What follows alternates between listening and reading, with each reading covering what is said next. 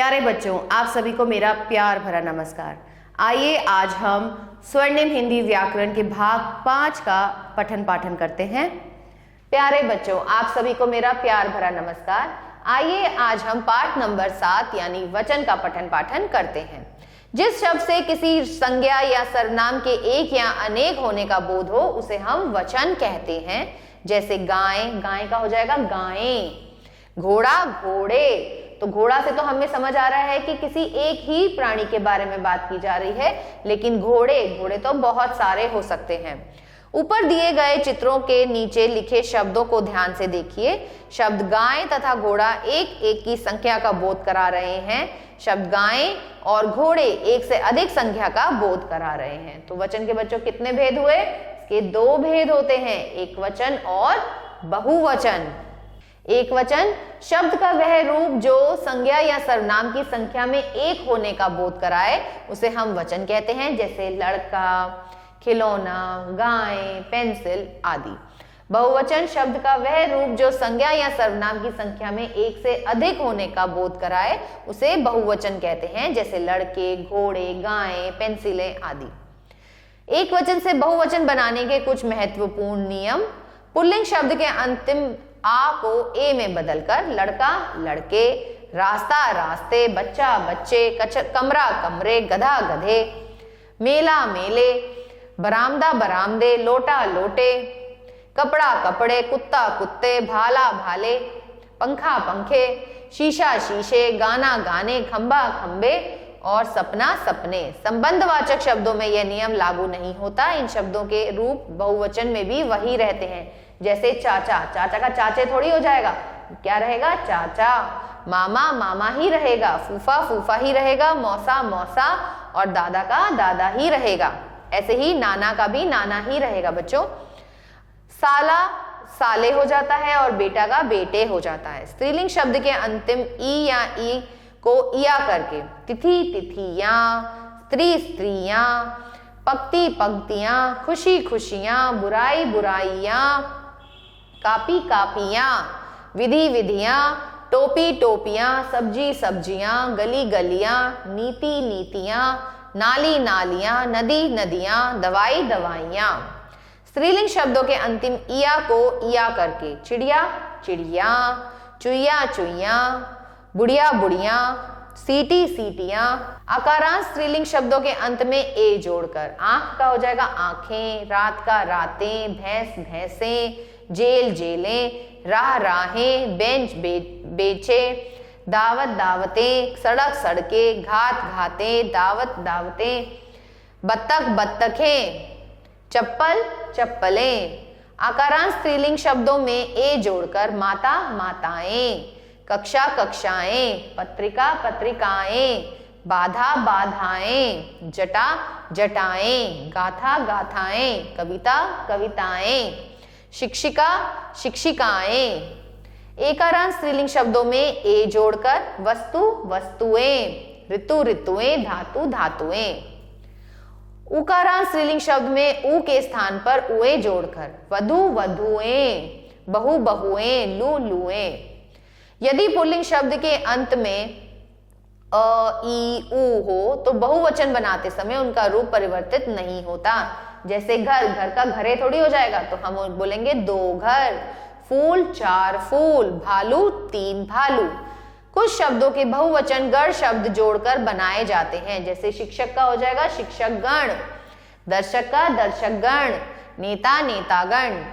इसी प्रकार के अन्य शब्द है ग्रह, बालक, मित्र, फल, बाजार, अध्यापक, छात्र, बंदर, पिता, बैल, बालबू, कवि, रवि, साधु, डाकू, धोबी और पक्षी।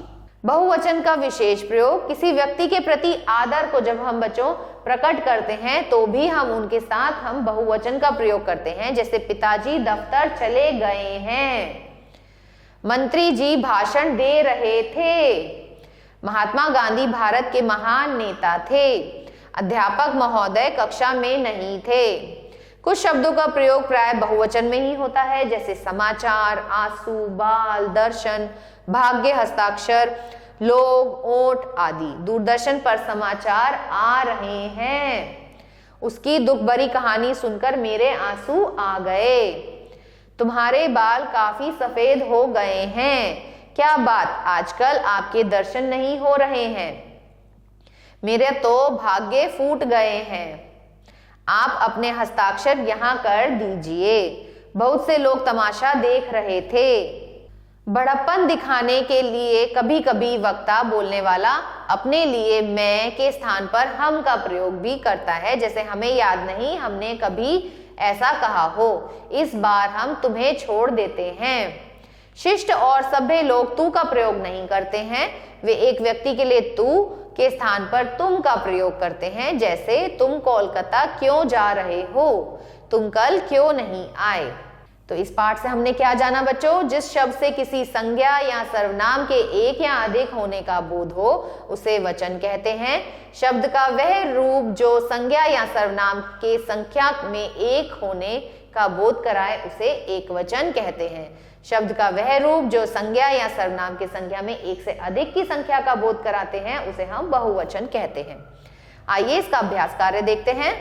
निम्नलिखित शब्दों के बहुवचन के रूप लिखिए। कपड़ा, कपड़ा का क्या हो जाएगा बच्चों? कपड़े।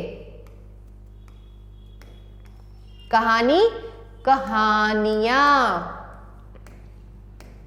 पंक्ति, पंक्तियां। मंत्री, मंत्रीगण।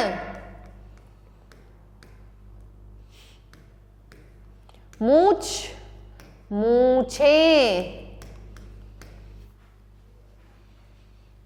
बहन, बहनें। बाकी के भाग आप अपने आप से अभ्यास करेंगे। निम्नलिखित शब्दों के एक वचन के रूप लिखिए। लताएं, लता। झाड़ी, जूता। दीवार,